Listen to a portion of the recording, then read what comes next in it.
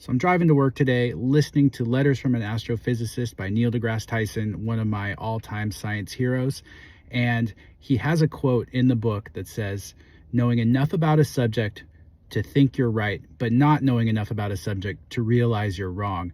And this really hits home for me because right now where I'm at in my journey in cultivation and learning about soil science is that biology, soil food web, all of these things are really important, but they also sort of take care of themselves if we practice good soil health and soil management. So outdoors, that means mulching, that means proper hydration, maintaining good moisture content in the soil, having sufficient organic matter, all of the things, limiting or reducing the amount of soil disturbance.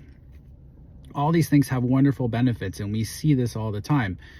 Indoors, it's a little bit different in terms of how we want to manage those soils.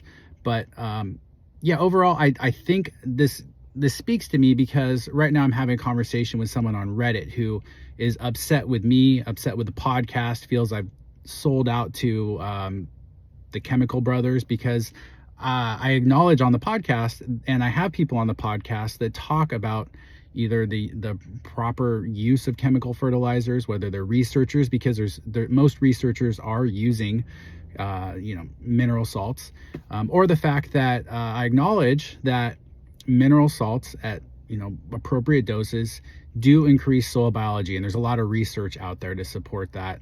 Anyone can hop on Google Scholar and see that research for themselves.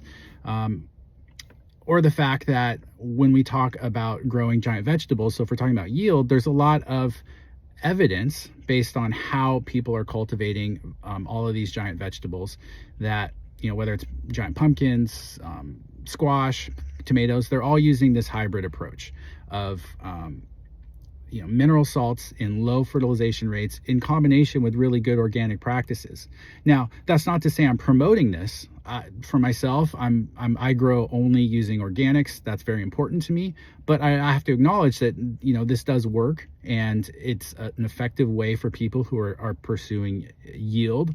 And a good way to get some of the benefits of organics. And my hope with my podcast and with some of this information too is that folks that are, purely hydro or mineral salt guys will consider adding organics and transition over to organics once they see the results of, maybe better terpene expression or better insect resistance or pathogen resistance, some of the benefits that we get out of using, organics in our soil. So I guess what I'm trying to say is I really try not to be dogmatic. I really try to be open-minded and continue to learn and be inquisitive in my cultivation journey.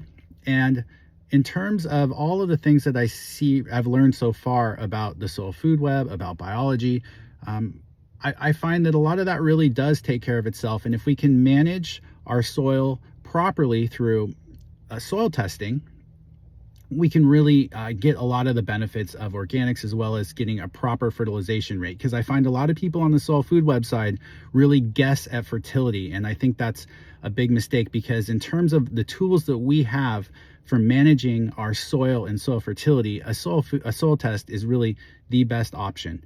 So I don't know, comment below with any thoughts, but I just wanted to share something I was thinking about today.